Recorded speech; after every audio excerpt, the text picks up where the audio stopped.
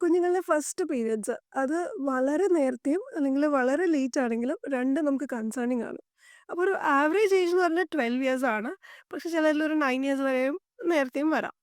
ആഹ് 8 വയസ്സിന് മുമ്പുള്ള കുഞ്ഞിന് ബ്രസ്റ്റ് ഡെവലപ്മെന്റോ, പ്യൂബിക് ഹെയർ ഡെവലപ്മെന്റോ അല്ലെങ്കിൽ വെജൈനൽ ബ്ലീഡിങ്ങോ ഉണ്ടാവുകയാണെങ്കിൽ കൺസേണിങ് ആണ്.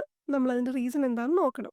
ചിലപ്പോൾ അത് ബ്രെയിൻ നേരത്തെ ഹോർമോൺസ് സെക്രീറ്റ് ചെയ്യുന്നതാവാം. അല്ലെങ്കിൽ ബോഡിയിൽ എവിടെയെങ്കിലും എക്സ്ട്രാ ഹോർമോൺസ് വരുന്നുണ്ടോയെന്ന് നമ്മൾ ഐഡന്റിഫൈ ചെയ്യണം. ഇല്ലെങ്കിൽ വെയിറ്റ് കൂടുതലുള്ള സിറ്റുവേഷൻസിൽ അല്ലെങ്കിൽ ഈവൻ എൻവയൺമെന്റൽ എക്സ്പോഷേഴ്സ് ഒക്കെ ഇതിനൊരു ഫാക്ടർ ആവാം. പക്ഷെ അത് നമ്മൾ റീസൺ നോക്കണം.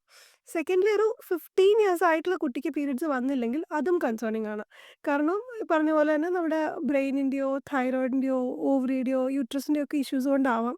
അല്ലെങ്കിൽ ചിലപ്പം മെൻസ്ട്രൽ ഫ്ലോയിൽ എവിടെയെങ്കിലും ബ്ലോക്സ് ഉണ്ടാവാം. അതുണ്ടെങ്കിൽ നമ്മൾ നേരത്തെ കണ്ടുപിടിക്കുന്നത് ഇമ്പോർട്ടൻ്റ് ആണ്. അല്ലെങ്കിൽ എന്തെങ്കിലും ജെനറ്റിക് ഫാക്ടേഴ്സ് ഉണ്ടാവാം. ഓർ ഈവൻ ചില ഈറ്റിംഗ് ഡിസോർഡേഴ്സ് ഉണ്ടെങ്കിൽ അല്ലെങ്കിൽ വെയിറ്റ് വളരെയധികം കുറവാണ്, വളരെയധികം സ്ട്രെസ്ഡ് ഔട്ട് ആണ്, എക്സസൈസ് കുറേ അധികം ചെയ്യുന്ന കുട്ടികളിൽ ചിലപ്പോൾ ലേറ്റ് ആയിട്ട് വരാം. ചിലപ്പോൾ അത് ജസ്റ്റ് ഒരു കോൺസ്റ്റിറ്റ്യൂഷണൽ ഡിലേ ആവാം. പക്ഷേ ഈ 2 സിറ്റുവേഷൻസിലും നമ്മൾ റീസൺ എന്താണെന്ന് ഐഡന്റിഫൈ ചെയ്യുന്നത് is very important. And correctable factors ഉണ്ടെങ്കിൽ അത് കറക്റ്റ് ചെയ്ത് കൊടുക്കേണ്ടതാണ്.